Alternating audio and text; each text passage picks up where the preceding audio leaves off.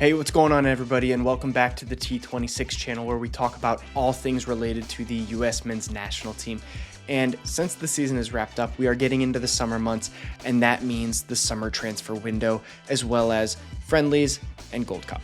With that being said, the main focus today is where can some of our players end up in the 2025-2026 season to best set themselves up for success with good, consistent club minutes going into the World Cup in the summer of 2026. With that being said, I'm going to break down 10 names that must go, could go, or should go to a new club in the summer transfer window. In this conversation of must go, could go, or should go, it doesn't necessarily mean that I agree with the thought that they could leave their clubs or should leave their clubs, and I'm not going to necessarily dive into who should go where, because that'd be a whole nother video in itself and would bring us way longer than anybody cares to stay.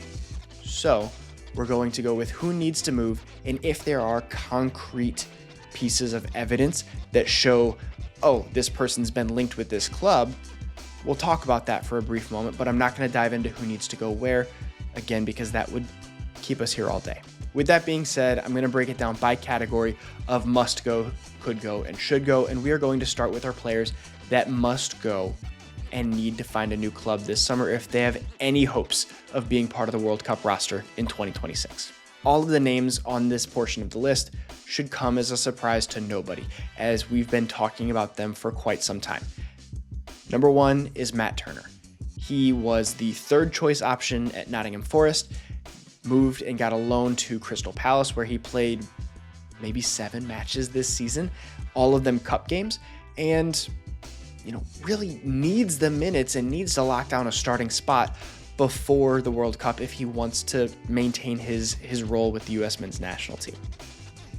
Lucky for him, nobody behind him has really staked their claim and planted their flag in the ground to say, hey, this is my position now. But it does look like Mauricio Pochettino is very interested in Zach Steffen, and he's going to give options to other players as well.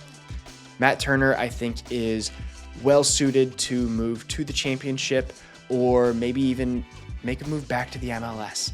The only problem there is that with the wages he's on and the money he's making, there's only a few leagues that are willing to take him on at his skill level. Number two, and just as important and just as vital and necessary, is Giovani Reyna. Gio cannot stay at Dortmund any longer. They clearly don't value him. They clearly don't respect what he can bring to the table. And truthfully, it's been one injury after another. So something in their training room, something in their process is doing him a disservice as well. It's not all on them. Part of it's on his body. Part of it's on his work ethic. At this point, it doesn't look like he loves the game anymore. And he needs a change of scenery to hopefully re-spark and rekindle that love for the game. And if we see that, we're going to see that reflect in his play as well. We want to see him be mobile. We want to see him be shifty. We want to see him be explosive and creative. He can't do that at Dortmund. They're not giving him the opportunities. The confidence is gone. He needs a new home. There have been solid links with him moving to Real Sociedad in La Liga. I would love to see that happen. I think the style of play in La Liga suits him. I could also see him going to Serie A. I think, again, the tactical, slow, methodical breakdown really benefits a player like Gio. Up next in our must-go category is Josh Sargent. Josh has recently been left off of the US men's national team summer roster, and I don't know if that's because his leash has finally run out, because he hasn't been scoring for the US men's national team in what feels like a decade, and honestly it is about 6 years, or if he's working out his club situation and Mauricio Pochettino said, go figure that out and let me get a look at other players. Regardless of why he's not with us this summer, Josh Sargent absolutely has to have a move. He has outgrown the championship. His time at Norwich has done him wonders. He's gained confidence. He's really matured as a player. Now he needs to take that to a top 5 league. I don't care if that's the championship, if that's the Bundesliga, Serie A, wherever he goes, he needs to be in a top 5 league with a club that is not in a relegation battle. We've seen Josh Sargent put in defensive shifts, and we've seen him put in his effort and work his tail off. It's time for him to produce with a better club in a better league on the score sheet. We know he's a confidence-based player, and defending for his life every single second of every game is not going to do him any justice. I don't want to see him go to Leeds. I don't know if Leeds is necessarily going to be on the back foot every second of every game, but they're not going to be on the front foot much. And Josh needs a team that can provide for him, and he will put the ball in the back of the net. But if he doesn't have the opportunity, we're going to see his confidence suffer, and we're going to see his play suffer, and then his shots at the national team are going to be gone. Another player that I think has to go is Ununis Musa. He looked completely out of place in Milan this season. The team looked too big for him, the moments looked too big for him, and he needs a place where he's going to be allowed to make mistakes, where he's going to be allowed to grow. We need to remember that Ununis is only 22 years old. There's a lot left in his game to be developed. And yes, I think a lot of us have been saying this for a long time, that he's young, he's got time. He still is, but he needs to be given the opportunity to make mistakes and still find his place in the team the next week. Milan is not the club to do that. Milan is a place for finished products who are going to compete for Champions League and the Scudetto and to really move forward and go for those international competitions. And Ununis Musa was not good enough this year. He needs to take a step back in club and get himself on the field.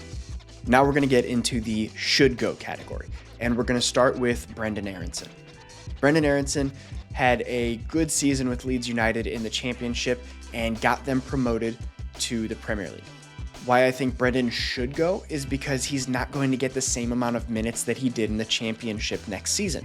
The Premier League is a very, very, very clear cut above the Championship in overall level of quality, speed of play, you name it, it's tougher.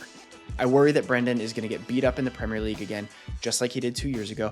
I worry that his playtime is going to suffer because Leeds is going to invest in a better, more creative number 10, and he's going to be, shunted out to the bench. If Brenden wants to push his way into the national team and really make a lasting impression to get on the field or get in the roster for the World Cup, he's going to need to be playing week in and week out.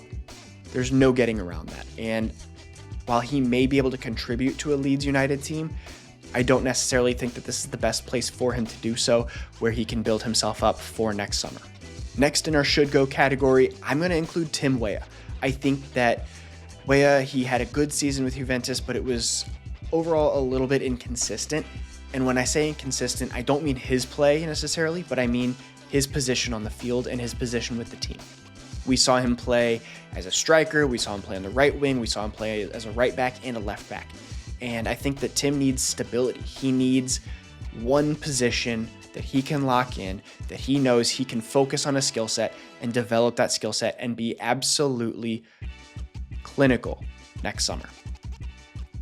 I worry that if he stays at Juventus, he's not going to get that, and he's going to kind of maintain that jack of all trades quality, and he's going to see inconsistencies in his positional play, which means he's going to see inconsistencies in his personal game. And for Tim, for the U.S. men's national team, for our hopes in the World Cup, we need for him to be very solid when it comes to his play on the right wing, his attacking prowess, his crosses. We need that to be his focus, because we know he can put in a good defensive effort, but we need him to be locked into one skill set. And with Serginho Dest healthy and Joe Scally to back him up, we don't need another right back. We need Tim Weah on the wing. Finally, our third player in the should go category is going to be Antonee Robinson. And I'm saying he should go mostly for him. He's got a good chance to take a step up with his club level. He's been absolutely instrumental for Fulham, and he's been one of their most consistent players, one of their biggest and brightest contributors. He had the third most assists in the Premier League as a left back. You can't ignore that. He has developed so much with them. The club has been wonderful for him. He's even captained them in the last half of the season. However, there's a lot of opportunity out there for him to get into the top 4 clubs in England. And honestly, across the world, in any league, he could be a player on a top 4 club. There's been very strong interest from Liverpool with Trent Alexander-Arnold leaving this summer. This is a great opportunity for A-Rob to get that step up, get additional games against the absolute peak of competition in the Champions League, which he hasn't had before. And it's a great opportunity for him personally and financially.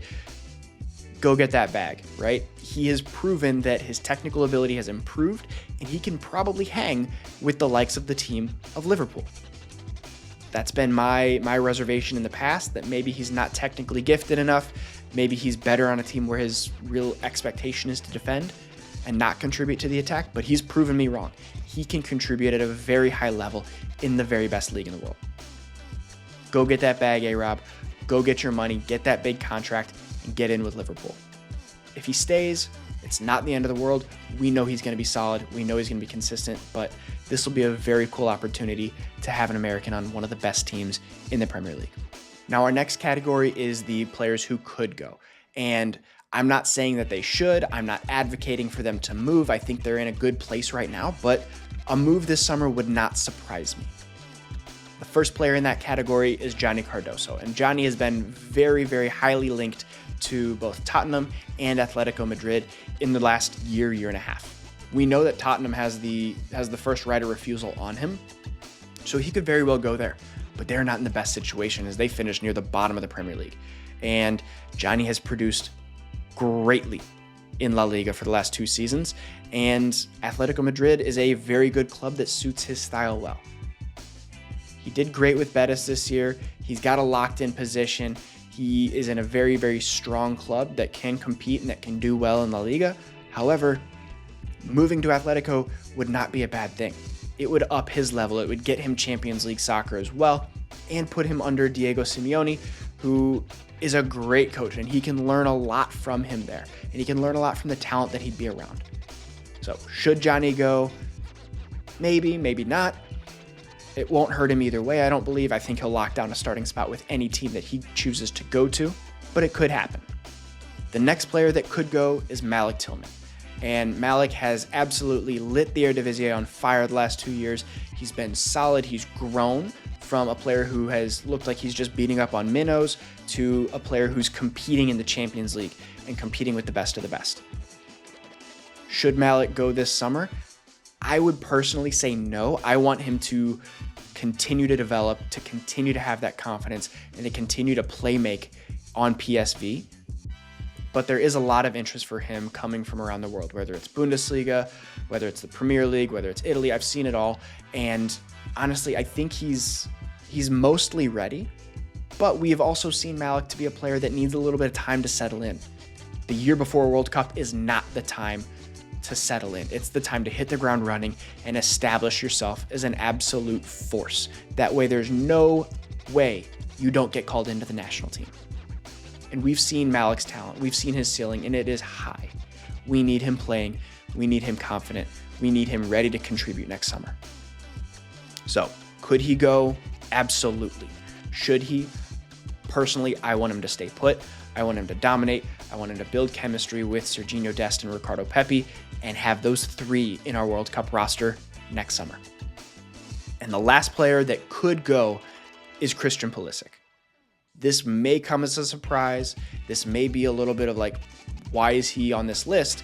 And truthfully, it's because of where AC Milan finished last season and the turmoil at the club. They just brought in another new head coach. So that will be Christian's 3rd head coach in 2 seasons. And it's Max Allegri, who we know is going to prioritize the defensive third. He's coming from Juventus, who scored, I don't want to say very few goals because there's a lot of teams in Serie A that did not score a lot, but by Juventus standards, their offensive production was down. Christian Pulisic, yes, he can put in a defensive shift. Yes, he can play that style, but we want to see him being progressive. We want to see him take defenders on and make things happen. That's the kind of player he is, and it's the kind of player he wants to be. And if Christian is stuck in a park the bus, defense almost only style, we're not going to see the best out of him. I don't want that for him. Maybe I'm wrong. Maybe Allegri's going to have Milan playing a little bit more progressively than we saw what Juventus did, but I don't know. Also, Milan is not in any European competitions.